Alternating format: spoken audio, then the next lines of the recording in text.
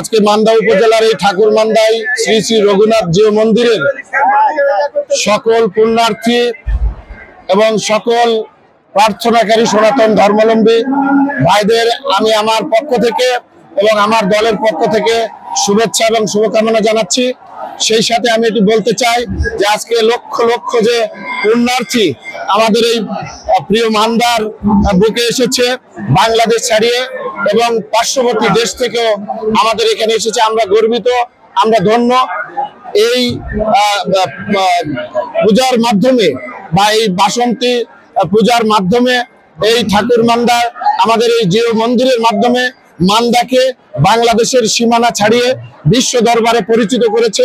এই জন্য আমরা মান্দা উপজেলাবাসী গর্বিত এবং আমরা আরো মর্যাদাবান মনে করছি নিজেদেরকে। আমি এখানে আসছি, আসলে আমি অনেক শুনতাম যেহেতু মনের ভক্তি সবার বড়, সেহেতু ভক্তি দিয়ে যে কোনো কাজ করলে সেটাই বড় হয়। তো এখানে এসেছি হচ্ছে যাতে পরিবারের মঙ্গল হয়, দেশের মঙ্গল হয়, সবাই ভালো থাকুক। যেহেতু দেশের অবস্থা খারাপ, আমরা যেহেতু হিন্দু সম্প্রদায়ের লোকজন, তাদের মধ্যে বিভিন্ন ধরনের আপনার দুর্যোগ দুর্ভোগ দেখা যাচ্ছে। ভগবানের কাছে এটাই প্রার্থনা করি সবার বিবেক উজ্জ্বল হোক, সবার মন ভালো হোক, সবাই যেন সমৃদ্ধি এবং সম্প্রীতিভাবে দেশ গঠন করে। প্রতি বছর এই রামনবমীর দিনে, মহারামনবমীর দিনে এই রঘুনাথ জিউ মন্দিরে আমাদের এই লক্ষ লক্ষ দর্শনার্থীদের ভিড় হয়।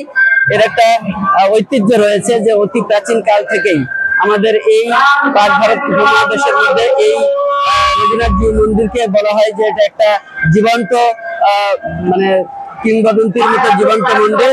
এখানে আসলে মানুষের অনেক মনের আশা পূরণ হয় বলে ধর্মীয় মতে তাদের বিশ্বাস, সনাতন ধর্মাবলম্বীদের বিশ্বাস রয়েছে।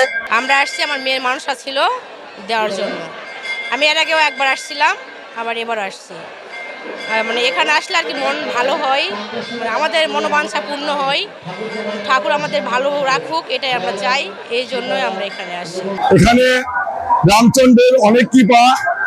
আমি গত 2 বছর আগে আসছিলাম, এখানে আসার পর শুনি এখানে প্রচন্ড ভক্তের আগমন হয়। আমি কিন্তু অনুষ্ঠানে আসি না, কিন্তু আজকে আমি প্রথম আসছি এবং এখানে রামচন্দ্রের অনেক কৃপা।